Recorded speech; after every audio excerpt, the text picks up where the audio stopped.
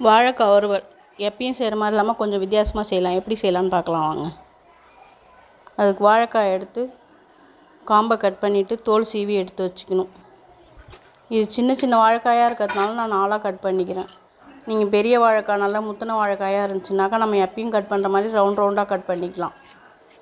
இதோட அது இன்னும் டேஸ்ட்டாக நல்லாயிருக்கும். இது குட்டி குட்டியாக இருக்குன்றதுனால நான் இந்த மாதிரி கட் பண்ணிக்கிறேன். கட் பண்ணி எடுத்து தண்ணியில் போட்டு வச்சிடணும்.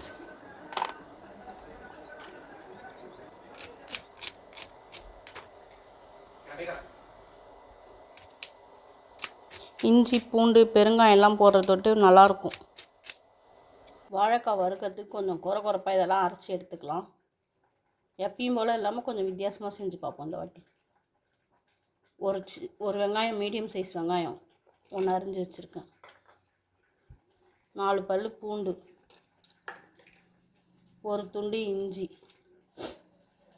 1 ஸ்பூன் பெருஞ்சீரகம், கொஞ்சமாக கருவேப்பிலை நம்ம வறுக்கிறப்ப போட்டோம்னாக்கா யாரும் சாப்பிட மாட்டேங்கிறாங்கல்ல. இதை நம்ம குறைன்னு அரைச்சி போட்டோன்னா சேர்ந்து இறங்கிடும். எப்படி செய்யலான்னு பார்க்கலாம் வாங்க. அரைச்சி எடுத்துகிட்டு வந்துடலாம். ஒரு பேன் வச்சு அடுப்பு பற்ற வச்சுட்டேன். பேன் காஞ்ச உடனே கொஞ்சமாக எண்ணெய் ஊற்றிக்கலாம். வாழைக்காய்க்கு தேவையான அளவுக்கு எண்ணெய் காயட்டும். எண்ணெய் காஞ்சிடுச்சு. எண்ணெய் காஞ்சோடனே கடுகு உளுத்தம் பருப்பு எடுத்து வச்சுருக்கதை போட்டுடலாம்.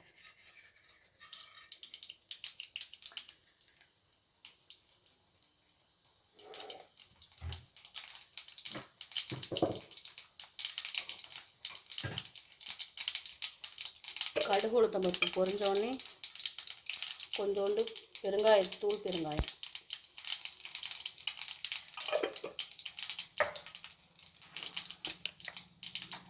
அடுத்தது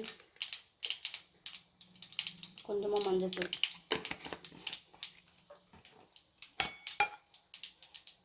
அதுக்கு தேவையான அளவு மிளகாத்தூள். நம்ம குழம்பு மிளகாத்தூள் வச்சுருக்கோம்ல அதுதான். இதுக்கு தேவையான அளவு உப்பு போட்டுடணும். வாழைக்காய்க்கு தேவையான அளவு உப்பு. நம்ம கட் பண்ணி வச்சுருக்க வாழைக்காய் எடுத்து இதில் போட்டுடணும்.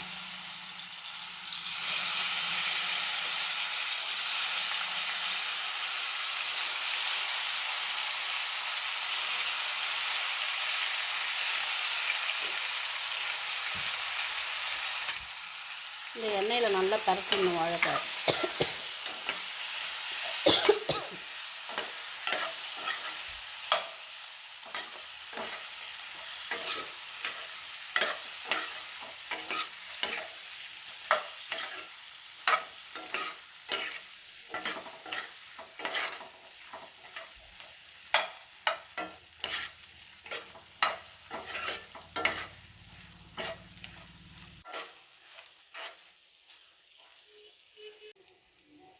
கொஞ்ச நாள் இது அப்படியே வேகட்டும்.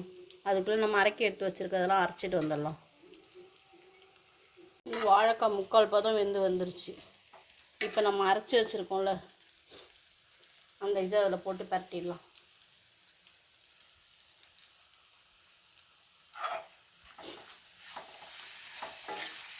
பூண்டு இஞ்சி இதெல்லாம் போட்டுக்கிறதுனால, பெருங்காயம்லாம் போட்டுக்கிறதுனால வாழைக்காய் கேஸ் ட்ரபிள் இருக்கும்னு சொல்கிறவங்க கூட இதை சாப்பிட்டாங்கன்னா நல்லாயிருக்கும்.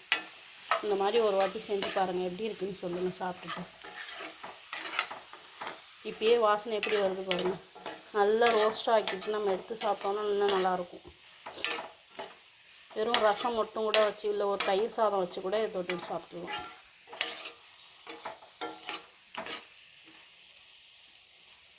கொஞ்ச நாள் வேகட்டும், கொஞ்ச நாள் கழிச்சு பார்க்கலாம். நல்லா ரோஸ்ட் ஆகிடுச்சு பாருங்கள்.